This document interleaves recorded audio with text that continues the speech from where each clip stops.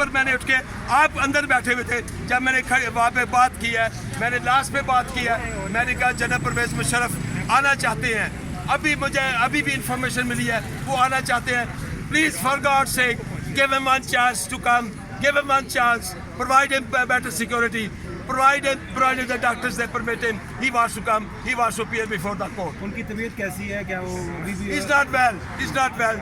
We all pray for him. He's a good leader. He's a good leader. He's a true leader.